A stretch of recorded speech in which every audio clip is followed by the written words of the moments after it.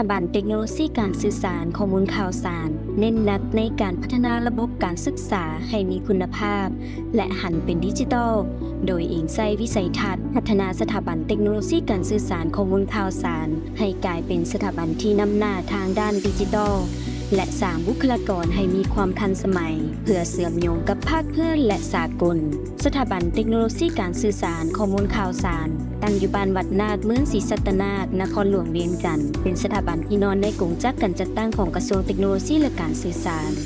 มีพระบทบาทเป็นเสนาธิการให้แก่กระทรวง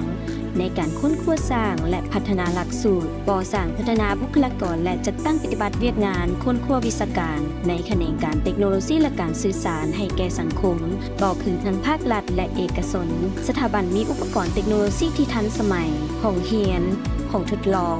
ห้องสมุดและสิ่งอำนวยความสะดวกต่างๆโดยนำใช้เข้าในการฝึกอบรมและการเรียนการสอนของนักศึกษาที่มาเสริมต่อยกระดับการศึกษาสถาบันเทคโนโลยีการสื่อสารข้อมูลข่าวสารได้สร้างตั้งมาเป็นระยะเวลากว่า 50 ปี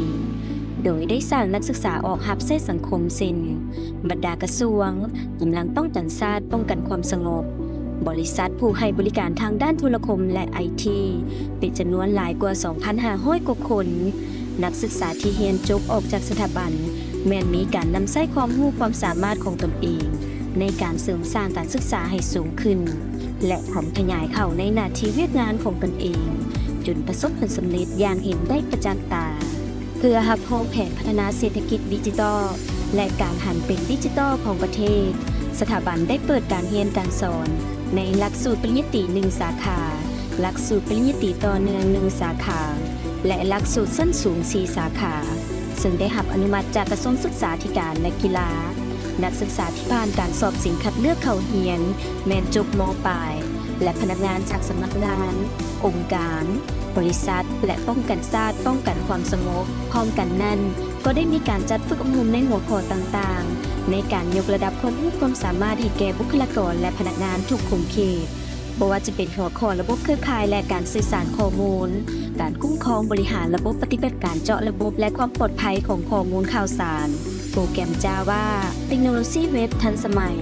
หลักสูตรฝึกอบรมของ Cisco บรรดาหลักสูตรใบยั่งยืนของ Huawei เทคโนโลยีเป็นต้นสถาบันได้เอาใจใส่ต่อเวียกงานการส่งเสริมนักศึกษาโดยการจัดตั้งปฏิบัติด้วยหลายโครงการระยะผ่านมาได้มอบทุนการศึกษาให้แก่นักศึกษาผู้ที่เรียนดีเรียนเก่งและมีระเบียบวินัยดีมีกิจกรรมนอกหลักสูตรเพื่อการส่งเสริมนักศึกษาเช่นศิลปะกีฬากิจกรรมม่านประกอบคอมพิวเตอร์และแข่งขันความปลอดภัยไซเบอร์นอกนั้นยังได้มีการนำพานักศึกษาเข้าร่วมทัศนศึกษา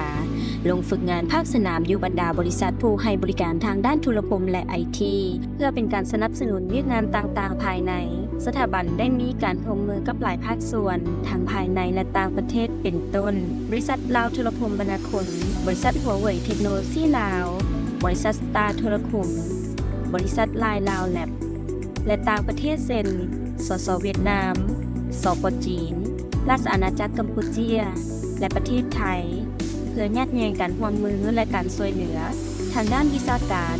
การสร้างหลักสูตรร่วมกัน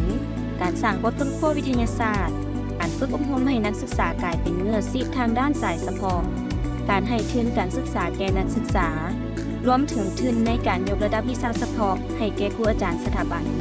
ซึ่งแสดงออกคือสถาบันได้เปิดศูนย์ฝึกอบรมภาษาเวียดนามร่วมกับมหาวิทยาลัยกิวล่องสสเวียดนาม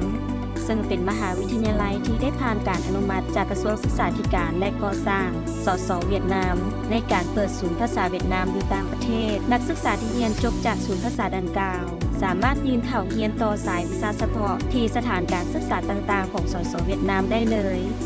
ในระยะอันใกล้นี้สถาบันจะเปิดหลักสูตรร่วมมือในรูปแบบ 1+3 และ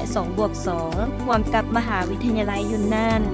ซึ่งเป็นโอกาสอันดีให้แก่นักศึกษาสถาบันสามารถเรียนเชื่อมต่อที่มหาวิทยาลัยยุนนานพร้อมกับได้รับใบประกาศจบจากมหาวิทยาลัยยุนนาน